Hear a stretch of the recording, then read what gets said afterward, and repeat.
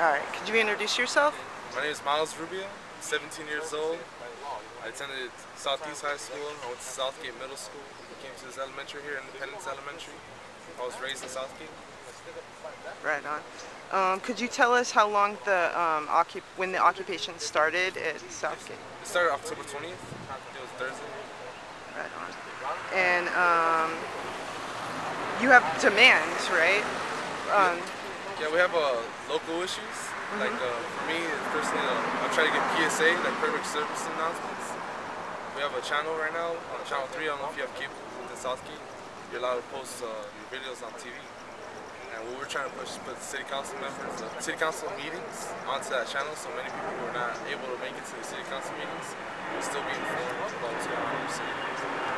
And also, I'm trying to represent other residents of Southgate who come to me and are intimidated by city council members and don't think they have a voice. I hear their issues and I try to write it down and bring a solution. And I want to try to fight for the residents of Southgate. Right on. And how has everything been going? How has the occupation been going? Well, the first 4 days was alright. I mean, we had a good turnout. We had a lot of people come and help us out. We started with one tent and a couple signs. And I don't know if you go online right now, but we grew to like canopies, 4 tents, a group of signs, and a lot of supporters. But as of the other night, we were shut down. Police officers confiscated all of our equipment. We issued citations, threatened with arrests. And as of right now, we're trying to fight with the city to get our stuff back. So far, the city council members said they're in support of us, but we'll see how that goes. We're with a resolution to make sure that we have their support in writing. So we'll see how that goes. Right on. Could you tell us what was taken in the raid? It was a canopy, 2 tables, a lot of flyers, tents, 4 tents, and all of our signs. And what reason did they Instead of camping out on City Hall, come here without a permit. It's municipal code violations.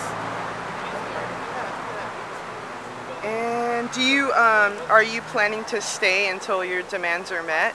I intend to get back operating again, just better or the same as we were, and get our demands heard. Bring solutions to the table and get things better in the city. Right on. Do you have anything else you'd like to say? Just support us. We're out here at City Hall. Facebook, Occupy SG. Twitter, Occupy_SG. I mean, hit me up. Any info. I can answer any of your questions. Right on. Any support is appreciated. Awesome. Thank you very much. All right. Let me try to. Want me to start it? Yeah. Okay, hi, my name is Rubio, resident of Southgate, been there for 22 years. I'm Miles Rubio's father. We started doing this on last Thursday, and we're supporting Occupy Wall Street against corporate greed and try to have responsibility laws passed against them. To put them in check because they're screwing the 99% of us. But in my mind, we're using this as a foundation for a lot of other issues that are happening on our local level that I'm sure we can change. One of the issues I have right now, big time, is public access. I think we have the money, it's there, we're paying for it every month on your bill, and they're just using the money for something completely different. All I want to do is put city council meetings, broadcast them. Video record them, put them on public access channel, put them on the city's website so people can know what's going on.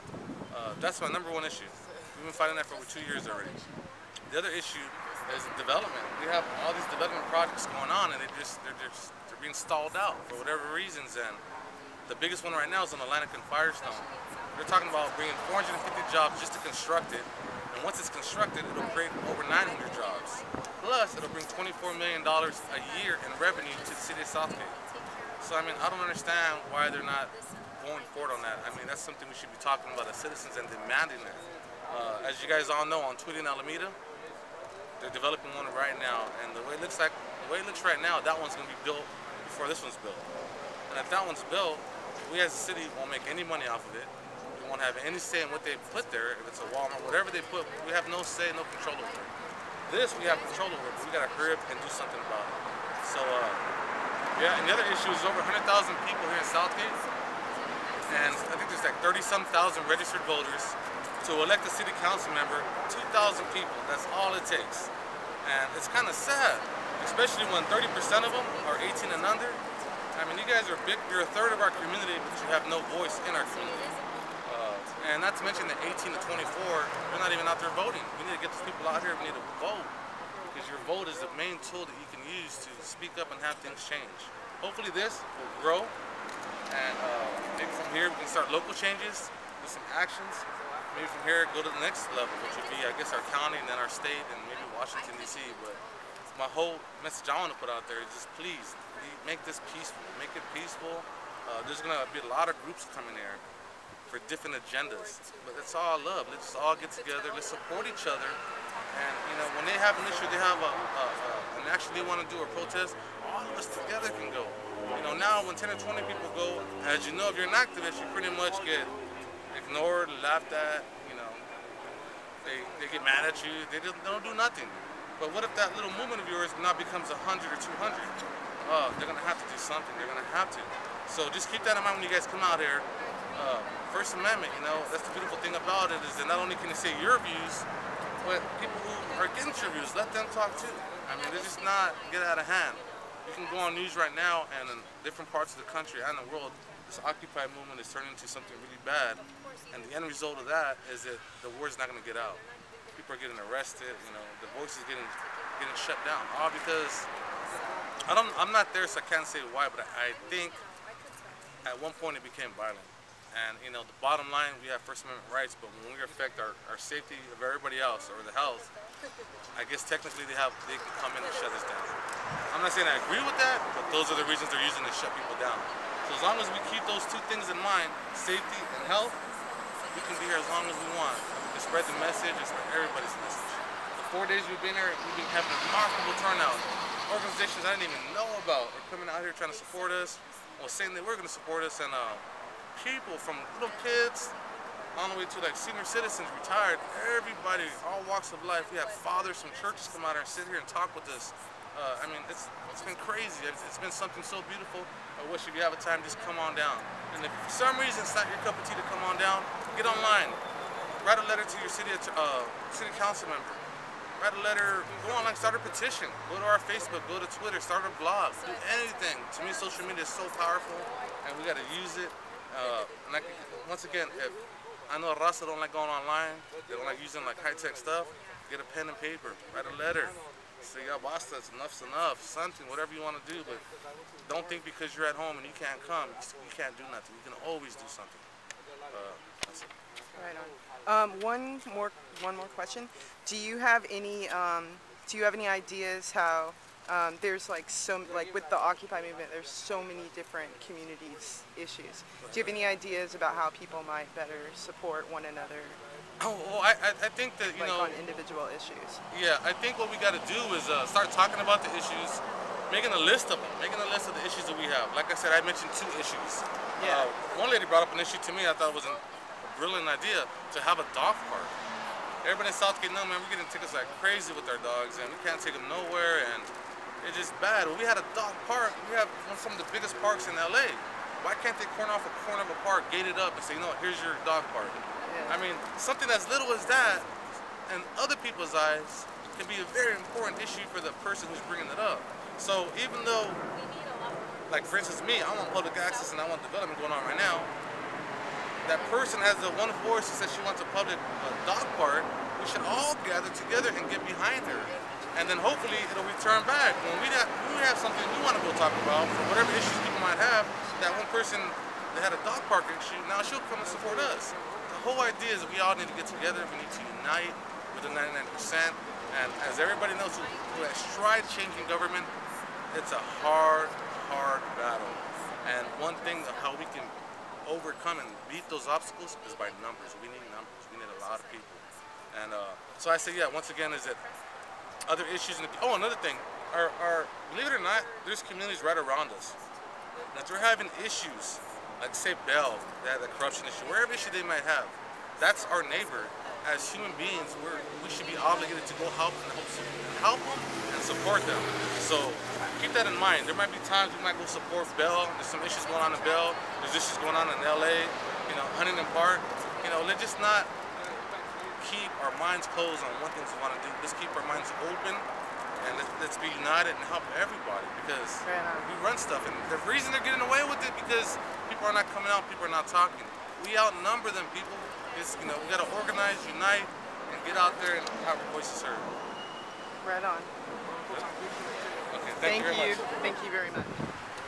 What? Can you please introduce yourself?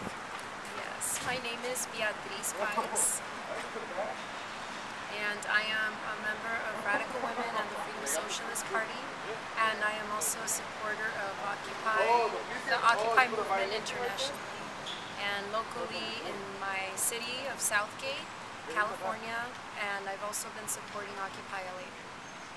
Right on. Can you tell us what you know about the Occupy Southgate?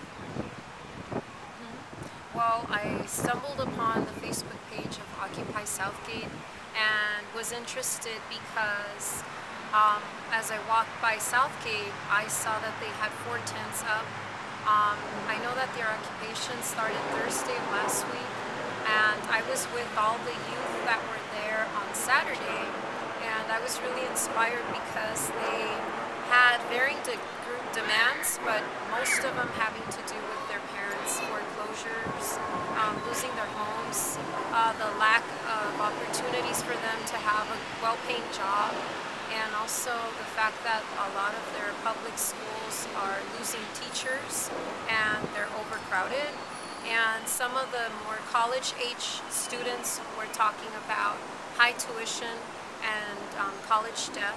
So it was about economics and it was about their situation locally, but they also connect to the overall issue of getting to figure out what capitalism has done in their lives, personally, locally here. So. It's amazing that it was organized by young people. Yeah, it was organized by young What was the age range students. of the organizers? 17, 16-year-olds, all the way up to like parents supporting them. Most of them were in their mid-20s, early 20s. But the young leaders that spoke out to the cops and also at the council were all probably under 22, I would say. Nice. So you spoke at the council. Can you give us a breakdown of What I said, yeah. Yeah. I represented a mom, being a mom here in Southgate, and also being a teacher and educator from LAUSD, having a public union and demanding and supporting the students' demands because they are concerned about my job. I'm concerned about their future, and I think that what was great about it, what I got to say was that this isn't just a local issue, it's connecting all of the dots that the overall system has caused. And locally to Latinos at such a high disparity, we have been as a community suffering for a very long time, way before all the occupation started coming up.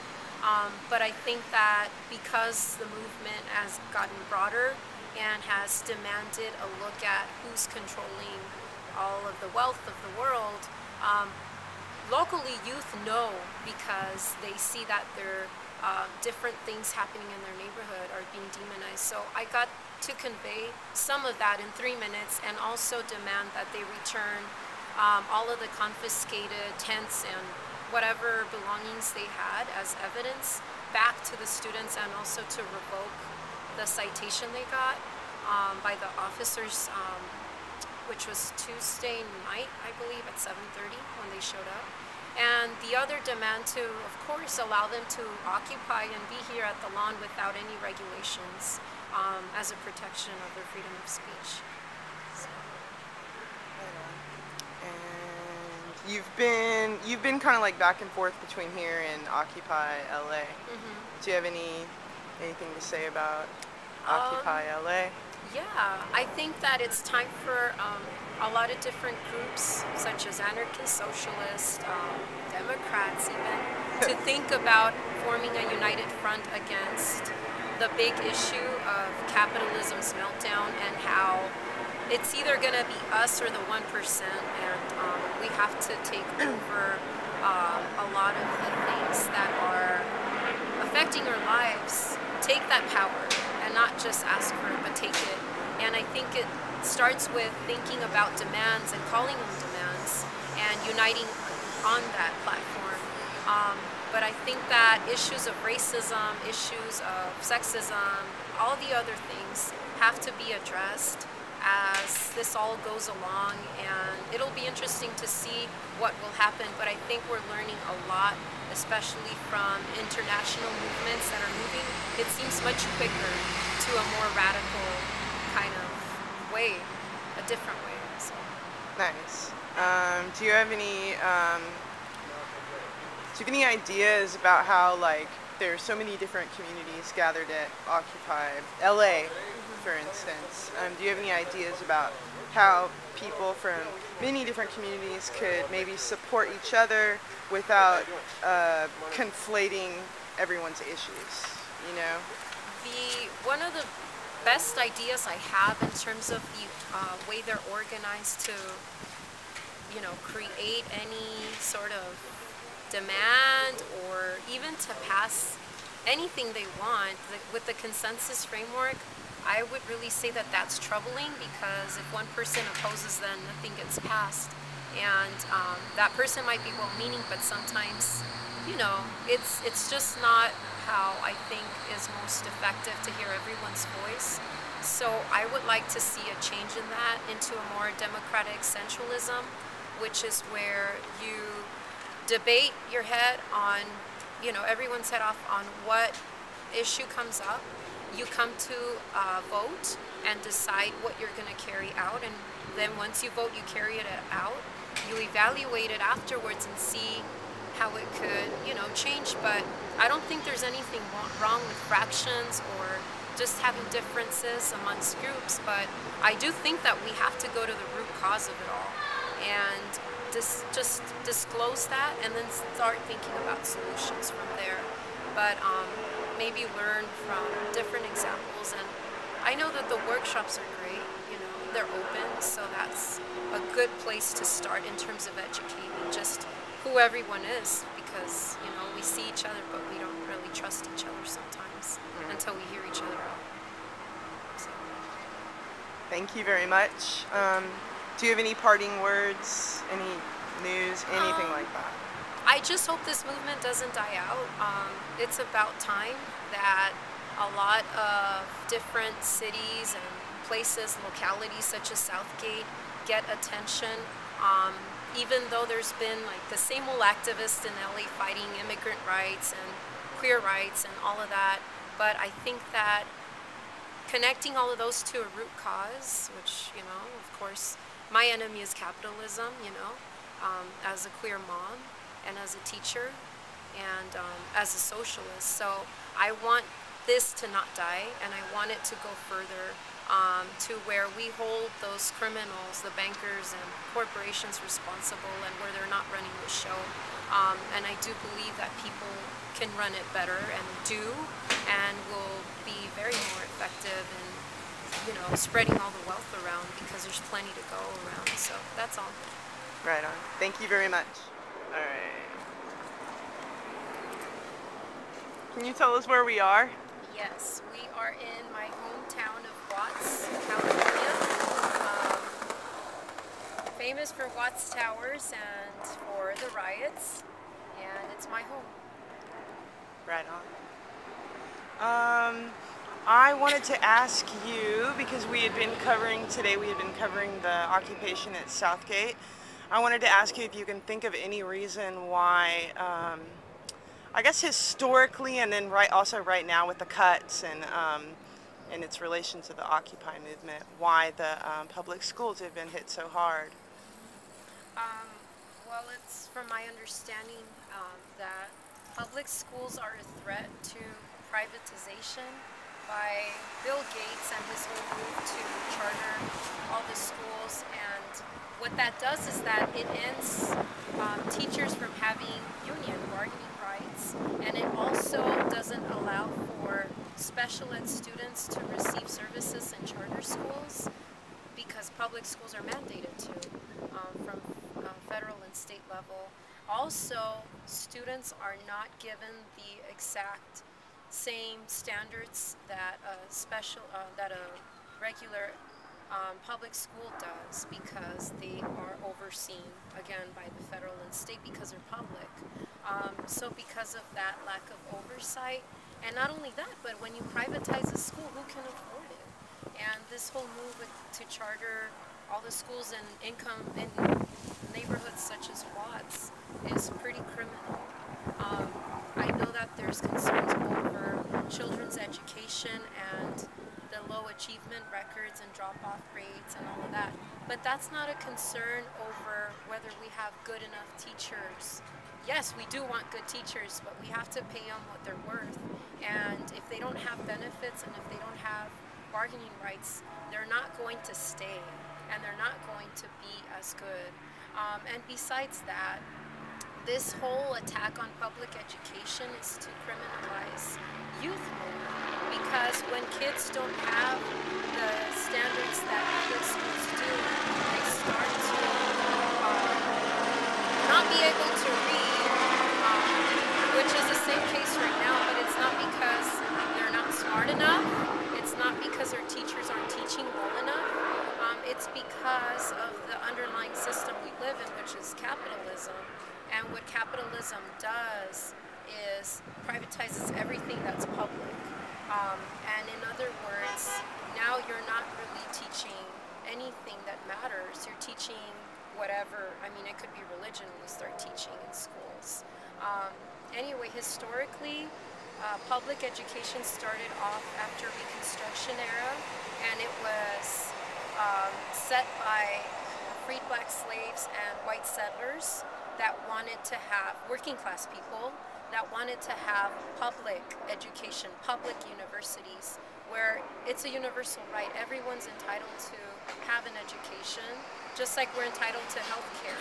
And it should be universal, and it should go all the way up to PhD level, whatever. But the system does not accommodate tons of PhDs, so what do?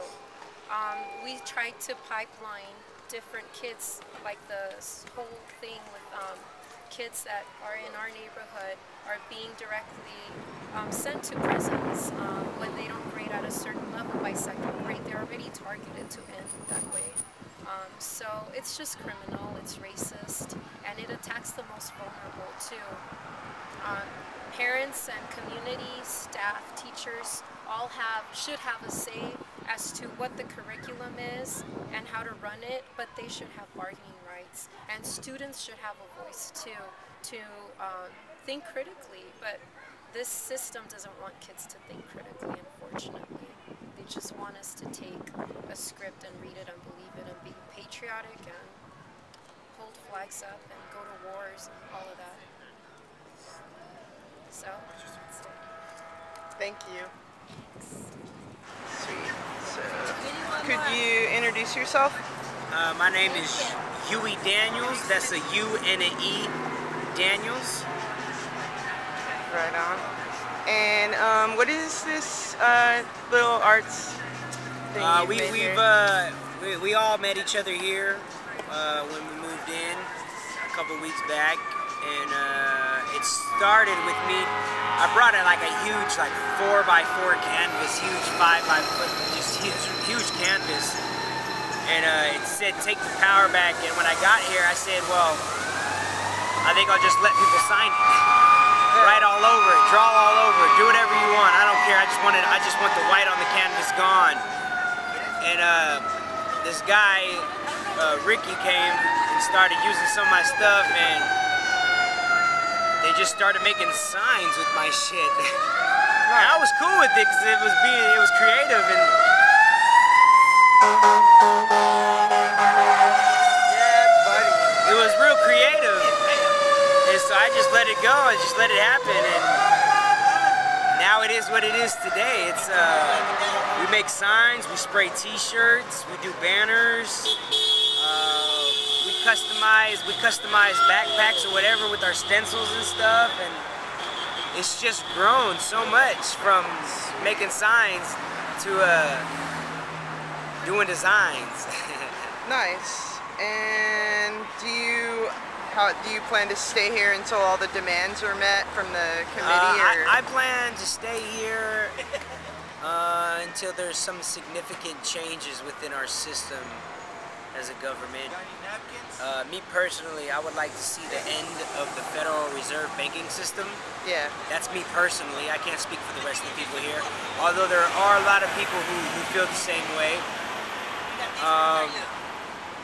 That's my main concern for as far as demands. Where there's it's not a committee, it's not anything official here at the camp, but they go by like the sovereign nation, and I'm pretty much with them too, because I don't see myself as a U.S. citizen. I don't think we're supposed to be U.S. citizens. What I've learned through my research is that we're supposed to be American sovereigns, not a part of the United States of America Incorporated, but of I forgot. It's not the USA Inc. But we're supposed to be. I forgot. But you're not supposed to be a citizen. You're supposed to be an American sovereign. And it's very in depth. It's a bunch of legal mumbo jumbo. But there are people here educating others on it, and that's one of the main concerns for me here at the movement, is that nobody's talking about it. Everybody's so centered on, let's legalize weed, let's legalize gay, let's do the Glass-Steagall Act, which sounds cool, but it's still working with like the system. The system's still gonna be there. They're gonna find a way to find loopholes. That's what they do. Yeah. And for me, I want to see the abolishment of monetary system. I want to live in fucking abundancy. You know what I mean? But yeah, I mean, I don't know, I'm a dreamer. Right on. Do you have any ideas about where this movement could go from here? From here? Yeah. For me, I can see this movement extending to that park across the street. Maybe even setting camp up on a federal property. You know what I mean? Yeah. That'd be some real stuff right there. I hear Wall Street's not as comfortable as we've got it here. They're on the streets and private property places. They're doing something like righteous. You know what I mean? This movement here's turned into a festival, is what I've heard. I don't really fall into the politics of it all, but people believe this is turning into Burning Man. Or yeah. So. I've never been to a Burning Man, so I can't say anything on that. But it's definitely calmed down since the first week. You know what I mean? It's not many people are as motivated, or I don't know. People just here for the free ride. But I see if anything, I see this movement extending to more parks, more cities. I mean, it's worldwide right now, but for some reason, LA seems to be getting away with a lot more than other cities. Yeah, that is interesting. Sorry, I'm blowing the smoke in your face. Oh, don't worry, I love it. It's definitely got to be a political move on the mayor's part, because I've heard he's been an ass, just a womanizer, you know, just a jackass kind of a guy. That's what I've heard. Don't quote me on that. Yes. Okay, well there it is. and for him not to touch this movement would be a good, you know, it'd be good on his resume. Right. He left his wife for his mistress. Right. But for him not to touch this movement would look good on his resume, because he'd be like, oh, he let the people protest until the movement was over or whatever. Or they're not messing with us because they want to use the element of surprise against us. You know what I mean? That's how they did Oakland, 4 o'clock in the morning. I don't know if you heard about that. Yeah. Bashing people in, just a bunch of flash cans and tear gas, whatever. They tear gas the hell out of those. Tear gas the hell out of people, you know what I mean? And it's at 4 o'clock, so you know everybody's asleep, or at least relaxing or whatever. And I'm nervous. I'm a little nervous. There's talk of it going on tonight, but I don't know. I don't know. LA's had too many experiences of riots and whatnot, so I think the police better be careful. I thought that was one of the interesting things I observed. I thought that it's no one's really been able to explain in a concise manner is the police reaction, or rather the they're foot soldiers, but like it's concerning. It is. It's very concerning why they haven't messed with us yet. It's a little unnerving, but I mean, I guess we gotta take it when we get it. You know what I mean? I mean, they haven't messed with us so far, but I don't know. It's a little. I'm skeptic of everything. The most reasonable thing that I heard anyone say is that they're counting on, because geographically LA is such a sprawl. So broad, huge, just huge. And there's so many different communities that they're kind of counting on people being off into separate communities. Right. Kind of counting on people not working together. Right. Whereas like Northern California, everyone lives. It's like San Francisco is 7 miles squared. Right. You have to like work with people. Right, for sure. And that's yeah. I mean, that's one of the things I'm worried about though, is that everything's so spread out here in LA. Once word gets out that we're being messed with here, you know, I mean, who's to say that Southgate won't start rioting and looting just out of solidarity, you know what I mean? Yeah. I'm a little nervous about that because I know the police are expecting that kind of a reaction. Southgate had all of their, I was just talking to them earlier, they had everything confiscated, like most of their materials confiscated. Right, I mean, it's evidence, of course. Right. They ain't gonna do shit with it, throw it away. Yeah. Oh no. But I'd be careful if I was the LAPD, man, because we're at a critical stage psychologically where motherfuckers will burn this shit down. I'm scared to say it, but I've only lived in LA for 3 years, but the history I've heard about it. It's just you got your Zoot riots, your Rodney King riots, was it Watts riots? Yeah, there's so many riots, you know what I mean? Who's to say that once the police bash some people here, you know, it's gonna spark something crazy, man. That's what I don't want to happen, though, you know what I mean? And I can't really concentrate on what I don't want to happen because it might just happen anyways. Yeah. But I get a little nervous, you know what I mean? I get a little nervous because this is a great movement. It's a great chance for people to make some serious changes for the legacy they want to leave behind. And the police aren't giving us a chance to do it, man. Do you have any thoughts on how like many different communities could support one another without kind of conflating everyone's issues,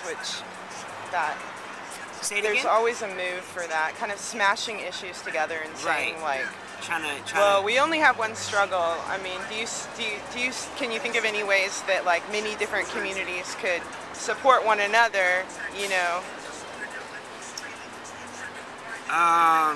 That's the big stumper for today. Everybody had like a few ideas. So you want to connect all the cities, is what you're saying? Well, I mean, even just LA. Even there's so many different communities in Los Angeles. Right. Like a Southgate and let's say San Bernardino or something. I mean, how can we like connect immigrant those? rights communities. There's queer rights communities. Everybody's issues are valid. Like, well, see, that goes back to the sovereign nation people. You know what I mean? If we educate them enough to where they could be a free sovereign person here on this land, you know, then smoking weed or being gay and getting married, that's minuscule. You know what I mean? That's being a citizen. You're not supposed to be a citizen. You have to be an American sovereign and only abide by the laws of the Constitution. You know what I mean? Yeah. And when they get you to be a citizen, they get you to follow their statutes, their laws, their regulations. You have to have a driver's license if you're a citizen. If you're an American sovereign, you don't have to have a license unless you're driving commercially, which is kind of cool, you know what I mean? So like, if you're driving from one friend's house to another and you get pulled over for a ticket, you just tell them, hey, I'm an American sovereign. They really can't do nothing because you're not driving commercially. You're not delivering their pizza. You're not dropping off packages or something. You know what I mean? It's very in depth. But Google strawman, UCC. Okay. If you Google that, just a bunch of information pops up. it's all independent research you got to do. You know what I mean? Yeah, definitely. But as far as getting people together on one central demand, is that what you mean? Like one central demand? I figure like, I think the most reasonable thing that I've heard just from talking to people is like, there's a few core issues everybody has in common, identifying those, and then supporting each other on issues that maybe we don't have in common, but that are basic human rights issues, and we should be supporting each other on. Right. Like that, you know, I guess that's the big stumper, you know? Like, yeah, how do you build a utopia? Because everybody's not fully aware of their ego, you know what I mean? So when you try to tell them about, oh no, you gotta listen, you gotta check out my opinion, or I see what you're saying, but try to see what I'm saying. Like, most people don't want to listen because their belief is so strong that they don't need, that what everybody else is saying it's got to be wrong to them. You know what I mean? It has to be wrong. That's why I have a firm belief in not believing in beliefs. Yeah, yeah. You know what I mean? Because beliefs are sketchy. They get stuck in people's minds, and people will fucking kill themselves over or die for their beliefs. But as far as ideas and concepts, those are easy to change. You know what I mean? So if you say, hey, I have an idea, you know, maybe this might work. People, oh, okay, I see that idea. You have an idea. We might be able to work with that, but it's not as, well, this is my belief. This is what I was taught. This has to be true. That's interesting. That's true. You know what I mean? And people have to. Concepts are like tangible. You can build with them. Beliefs are like concrete. Exactly. You knock somebody's house over with them. Exactly. And there's with so many other people here with their beliefs, it's hard to convert them. But at the same time, those hard to convert are like, they're good. They're good people because they stand up for what they believe in, but it's hard when you try to talk to them. Like, you need them in a sense, but they also have to find a compromise to be able to listen to other people. You know what I mean? And once we get past that, then we can start getting to some major issues and start being cohesive. Yeah. Cohesiveness, this is what it's about. Yes. Sticking together. Do you have any words of support for the kids at Southgate? Southgate, keep staying strong, keep it peaceful, and soak your bananas in vinegar. Right on. Right on. Do you have any parting words? Just tell more people. Just tell more people. That's all I could ask anybody. You know, you can only bring them to the water, but you can't make them drink it. True. So, just keep it peaceful. Tell more people. And do your independent research. Right on. Thank you so much no for problem, your time. I've been here for a couple weeks.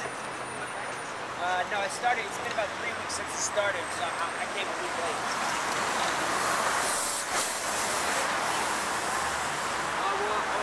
My lady, actually, she goes back to the kingdom.